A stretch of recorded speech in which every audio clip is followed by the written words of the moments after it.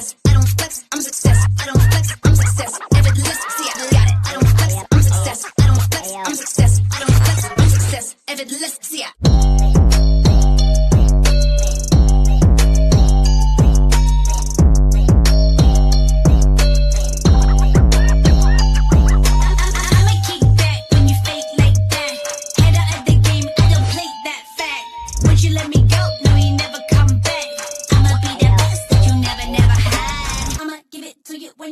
That's a lie.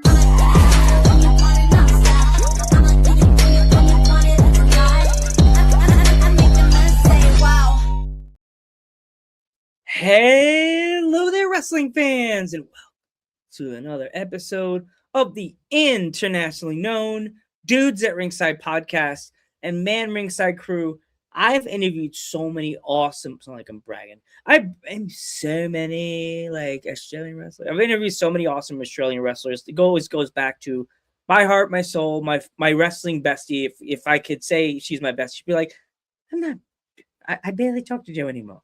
But like going back to it, my original guest on the podcast from Australia, Savannah Summers. Shout out to her and everything she's doing over there in Australia and with Riot City and everybody, Vixen, oh my god, so many wrestlers that I've had on. But now I have a young lady she's new in wrestling. She's an amazing young athlete. Welcome to Dudes at Ringside. Welcome. I want to introduce yourself to my internationally known audience. Hi, my name is Allie Galvin and I wrestle obviously in Australia.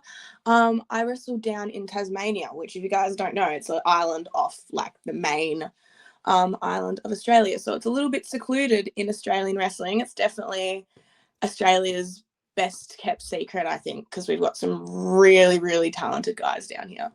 I've heard so many awesome stories. I sound like my sister when I said that, awesome, because she's from Brooklyn, so she has that Brooklyn accent.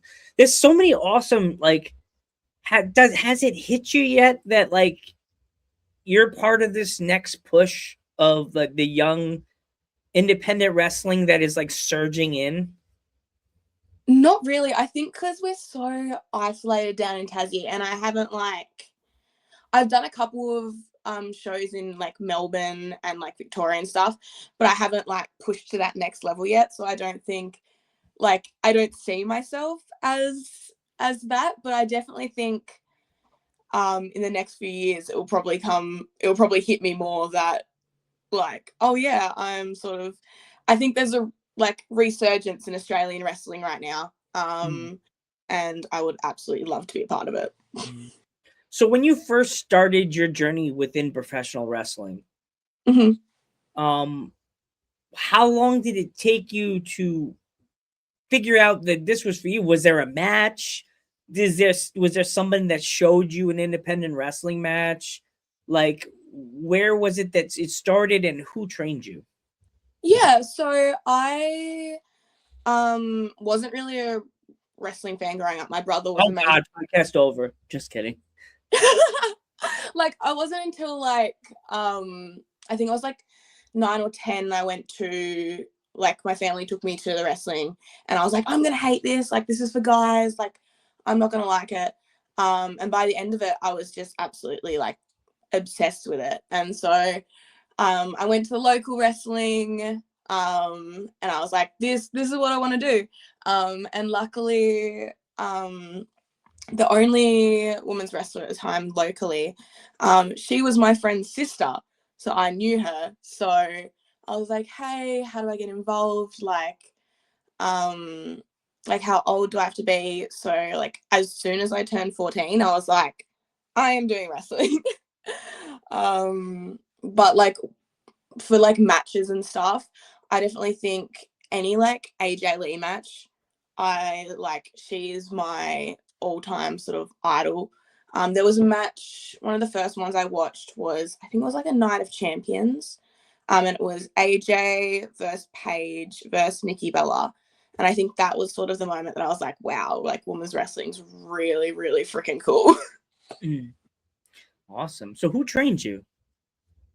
So a guy named Bo Sayer, he wrestles under Eddie Jones. He's our main trainer down at TCW, Tasmanian Championship Wrestling. and he was trained by, I'm trying to remember, Lee Barber, who wrestled in Queensland and then moved down to Tasmania to start TCW. Wow. So when you finally got the green light to get in the ring and get everything started for yourself, did you have that thought like, wow, look at me now? Like, I'm finally doing it, I'm in the ring and stuff like that? Or was there hesitancy there? Or were you automatically confident, like, oh, I'm going to be doing this forever now? I am not an automatically confident person. I will say that out front. I overthink and I'm in my head all the time. So no matter how, like, I think no matter how long I wrestle for, I'm always going to be like a little bit like in my head. But I think like when I started wrestling, there was this sort of comfort, and it was like the guys who was training me and everyone was just so supportive of me, and like they're basically, I say now that I have like a dozen or so older brothers. Like they've become my family at this point. And so I think they have helped me become more confident in the ring and be like, yeah, this is like what I want to do. And this is what like I love doing. Mm. I find it amazing that like the young wrestlers now, they're like, you guys are eating it up. You're like, you have that pop, that spark in wrestling. So let's go to your first match. Who did you wrestle? So technically my first match was a Rumble, but then my like first solo match was against Violet Blitz. Oh, that's Yeah. a former Dudes At Ringside guest. So what Yeah. was it like to wrestle with someone that has like so much experience, that wrestled with like in like, you know, Riot City and stuff like that? Did she give you any advice or anything before the match or after the match? I think just to soak it up. Like, so I found out I was wrestling that match like 2 weeks before. Like I didn't have proper gear. Like it was very last minute, but she was so sweet and so kind and sort of helped me through just this like structure of a match and just what to do. Like when we're in the ring together, she was talking me through it, just like, okay, this is what we're going to do next. And she was just so, I think her main advice was just to just breathe, like enjoy it while you're out there, because like at the end of the day, this is meant to be fun. Like enjoy every single moment and feel like you're in the moment, if that makes sense. Yeah. And I'm always just like, I always look at what she's doing now because it's just always so amazing, and I just love keeping up with what she's doing. Yeah. And I think I would absolutely love to wrestle her again, like as like obviously a few years down the track since that match. How both of us have evolved like as wrestlers. And also her hair is now shorter, her hair is blonde. Yeah. Now. She's more of like a darker healer character than she was before when I had her on the podcast. Yeah. Did you have your gear yet? Or was it just like... It was like, I went to like a dance like person who did dance costumes. And like she quickly made me like a gear. It wasn't the best gear, but it worked. It worked for my matches. Do you I saw in your promo pictures, like, how long did it take you to find that person that made the gear that you wear now? I only got that recently. I got that at the start of the year. Like when I turned heel. And it's just one of the, I think she's from WA, Dinky Dye. Absolutely amazing. Like a lot of my wrestling friends have used her. So I was like, I'll splurge a little bit and get myself some really good like new gear. Awesome. I see your t-shirt. Is that one of your, like, is that something you would sell at a show, or is that like a one of a kind? It's a one of a kind. I want to sell it eventually. But at the moment all my money is going to my America trip. But I have had so many people be like, I want the shirt, and I was like, when I get back and have enough money, I will definitely make these shirts. I'll take one. I'll wear it all around here, like I wear my Savannah Summers and my Violet t-shirt. Like, I will send you one when I get them made. Well, if you had it in the States, I'd be like, you just send it when you're here. Like, wear it. It, like, as you said, you're gonna be in the United States. Has it hit you yet that you're going to be in a different country, like in a different time zone and stuff like that? It's a little bit now. Like I first started thinking about the trip in October 2024. So that was like I was like, it's ages away, like no stress. Now it's all sort of hitting me, and like I'm getting all my packing stuff ready. Like I'm gonna be over there for like 3.5 months. So I'm just preparing myself as much as I can now. And I'm like, oh, it's really happening. Mm-hmm. Wow. And are you practicing time zones? I guess so you don't screw something up and show up somewhere like Australia time. Like I'm supposed to be in bed. Like I have like the time zones on my phone, so I can look and be like, oh, it's like that time at the moment, because it's like something crazy, like 14 hours behind or something. So with this being your first ever American podcast, I asked this to a British wrestler earlier in the year. Mm. Has it hit you that like we're connecting on the internet about independent wrestling? I think it's absolutely just wild. Like when you reached out, I was like, I'm just a little wrestler from like Tasmania. Like this is wild. So it's very much like hitting me with this, and as well like the American trip as well, how much of a reach like the wrestling world has, I think. And yeah, it's just wild. It really is just wild and crazy to think. I always feel that when I have the young wrestlers on like yourself and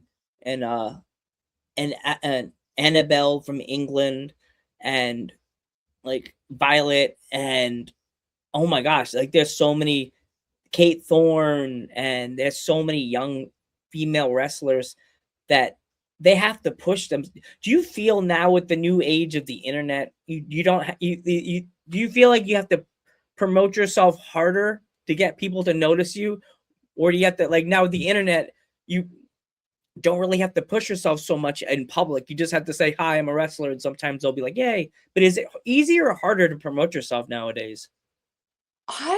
I'm in the process of trying to figure that out now. I think I've definitely struggled with the putting myself out there, because I didn't want to be seen as like egotistical or like whatnot. But there's a line where like you still got to promote yourself, and you still got to put yourself out there onto these things. I think as a female wrestler, I think there's that like some people think that you can just go and just be like, hey, I'm a female wrestler, and they'll just be like, yep, I'm booking you for the show just for diversity. But I think now, like more than ever, like there's so many strong and amazing women's wrestlers that you really have to find your niche to stand out, I think. And so it's just trying to find what works in like promoting yourself and being like, hey, I am a women's wrestler and this is what I do, but also standing out in your own like unique sort of way. So is there any male or female wrestlers that you are looking to wrestle in 2026 you have on your bingo card? Oh, that's a very good question. I think one of my really close friends in the Australian wrestling scene, Rochelle Rogue. I have not wrestled her yet, but I'm really close friends with her. I really want to wrestle her in 2026, as well as Charlie Rose. I'm wrestling her in February in my last match in Tassie before I go. And then just that's so cute, Tassie. Yeah. Yeah, and just sort of anyone. I just want to learn from as many people as possible and just take in as much advice and as humanly possible. Awesome. Before we go, if there was any way my fans could pick up anything of yours, like any merch, you see you don't have any merch, but if there's anywhere they can get like 8x10s, or you have any of that stuff yet? Don't have any of that stuff. I need to look into that stuff, but definitely check out like my Instagram, Allie Galvin, pro wrestler. I'm trying now to post more now, especially I'm going to America and trying to put myself out there a little bit more. Awesome. My last question for you is, if you could write a letter to a younger version of you, what would it say in that letter and why? I love this question because I think when I decided to do the America trip, I wanted to do it to heal a younger version of Allie and be like, hey, I'm pushing myself and I'm doing this thing that's very scary to me right now, but it's going to make younger me proud. So I think speaking to a younger me, I would just say be patient. Like, life is going to absolutely, like, sometimes hit you for six and you'll feel like you're wanting to give up, especially in the world of wrestling. But it's important that you surround yourself with those safe people in wrestling and continue no matter how hard, like, it may be, like, going to training can appear, and just keep going. I think, like, it's the Finding Nemo, just keep swimming. Big Disney fan. But yeah, I think that's really about it. Just keep going and just take everything on the chin, even though there's going to be hard days, and that's okay. Like, each day is a new, like, refresh, start new the next day. And yeah. Allie, I want to thank you so much for coming on the podcast, and you. I want to wish you nothing but the best of luck on your wrestling journey, and thank super safe trip to here in the United States. I feel like you're wrestling Big Brother right now. Please DM me when you get safely to the United States. Please. I will. I know it'll be your parents. You text your parents first, but, like, send me a DM. Say, Joe, I made it. I'm here. Like, let me see the hotel you're in. I don't know where it is. Like, where the windows are. The windows locked. But nothing but the best of luck, safe journey, and definitely in the future I want to have you back on so you can catch up and we could talk. We could refresh everybody's conversations about everything that's going on with you and your career and stuff like that. I am Joe Panther the Third. I am Allie Galvin. And we will catch you in the next one. Yeah.